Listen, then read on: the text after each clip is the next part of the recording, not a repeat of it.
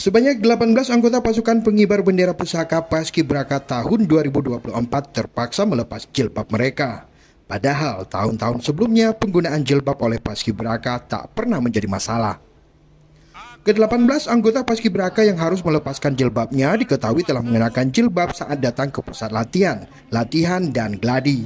Namun saat pengukuhan pada Selasa 13 Agustus, mereka terlihat harus membuka jilbabnya. Momen tidak biasa ini memunculkan dugaan adanya tekanan agar anggota Paskibraka Putri harus melepaskan jilbabnya.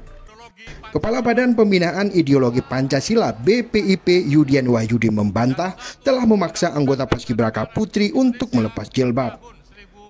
Menurutnya, penampilan anggota Paskibraka yang tidak mengenakan jilbab saat pengukuhan dan bertugas adalah kesukarelaan masing-masing mengikuti peraturan yang ada. Ketua Majelis Pemusyawaratan Ulama Aceh Tengku Faisal Ali menyayangkan pelepasan jilbab Paskibraka Putri utusan Aceh. Ia meminta panitia menghormati kekhususan Aceh yang menjalankan syariat Islam dan tindakan itu telah melukai umat Islam.